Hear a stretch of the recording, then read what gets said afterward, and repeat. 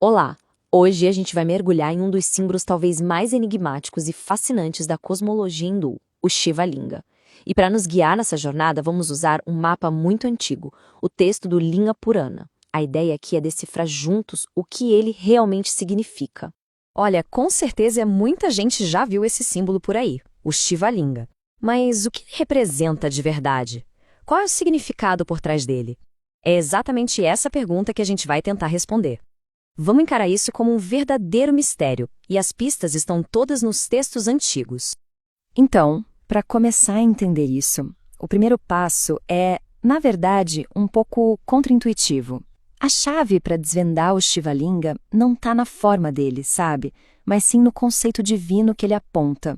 É algo que vai muito, mas muito além do que os nossos olhos conseguem enxergar. E é aqui que o Purana nos apresenta um conceito fundamental, a Linga. O que é a Linga?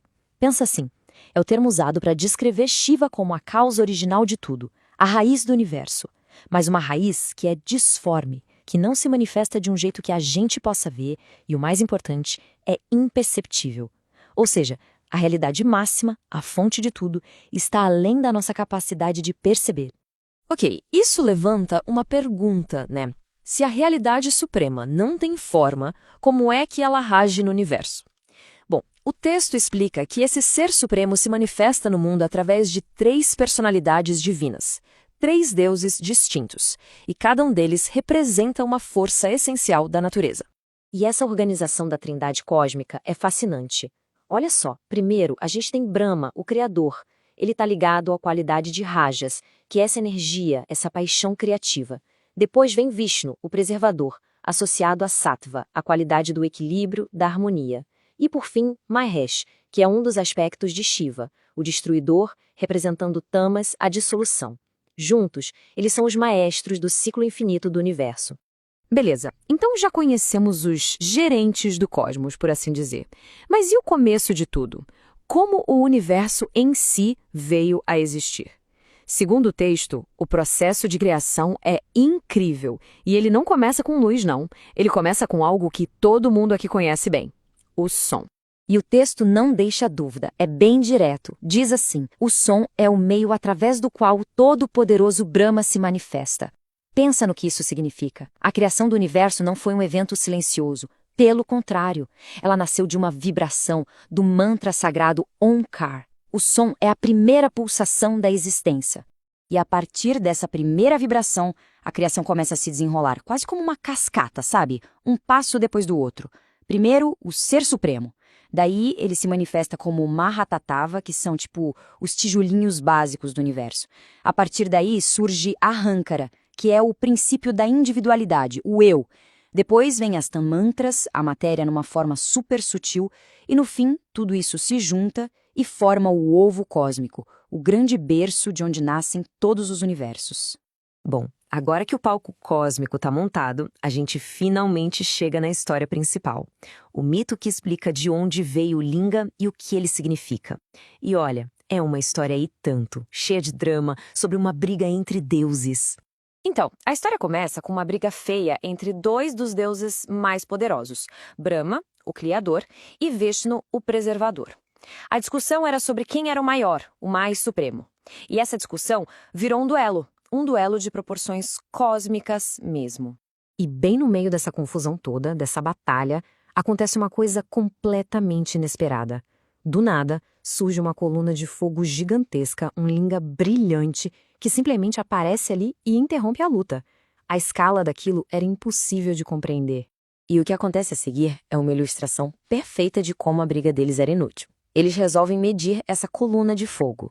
Brahma vira um cisne e sobe, voando sem parar para tentar achar o topo. Enquanto isso, Vishnu vira um javali e começa a cavar, cavar, cavar, para tentar achar a base. O resultado, um fracasso retumbante, porque o linga era infinito, não tinha começo nem fim. E aí vem o clímax da história, a revelação. O próprio Shiva surge de dentro do linga e fala. Ele diz que está satisfeito com ambos, mas aí ele revela a grande verdade. Os 2, na verdade, surgiram do corpo dele, Brahma do seu lado esquerdo e Vishnu do direito. Ou seja, Toda aquela disputa não fazia o menor sentido. Os dois vieram da mesmíssima fonte, a fonte suprema que o Linga representava. Certo, essa é uma história cósmica fantástica, sem dúvida. Mas, e para nós? Por que esse símbolo é tão importante no dia a dia? Como é que essa ideia de algo infinito se conecta com a nossa experiência aqui como seres humanos? A resposta, de acordo com o texto, está em uma palavra: yoga, que aqui é definida de uma forma bem direta: união com Deus. E tem mais. O texto é categórico ao dizer que alcançar esse estado de união é impossível sem a bênção do Senhor Shiva, que é justamente a realidade suprema que o Linga simboliza.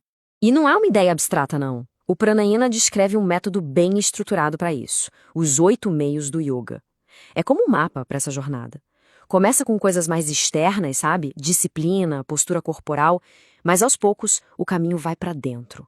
Foco no controle da respiração, no domínio dos sentidos, até que o objetivo final é alcançado, os estágios de meditação profunda, o samadhi. É, de fato, um roteiro completo. E aqui a conexão fica ainda mais clara. O próprio Shiva diz que qualquer pessoa pode percebê-lo através da devoção profunda. E como fazer isso na prática? Meditando nele na forma de Linga. Isso mostra que o símbolo não é só uma teoria sobre o cosmos. Ele é uma ferramenta, um ponto de foco para a devoção. Então, vamos amarrar tudo isso. Depois de toda essa jornada, o que a gente pode dizer que o Linga realmente representa, segundo esta fonte? Bem, o Shiva Linga é um símbolo com muitas camadas. Primeiro, ele representa o absoluto sem forma, o Alinga. Ele também simboliza a natureza infinita que não pode ser medida, como a gente viu na história de Brahma e Vishnu. É a fonte suprema de onde tudo nasceu, a realidade que está até mesmo além da Trindade. E talvez o mais importante para a prática, ele é um ponto de foco para a devoção, um caminho para alcançar a união com o divino. E tudo isso nos deixa com uma pergunta bem profunda para a gente refletir. Parar para pensar num símbolo não como a imagem de algo, mas como a representação do infinito. Como é que isso muda a nossa perspectiva sobre a própria natureza da realidade? Fica aí a reflexão.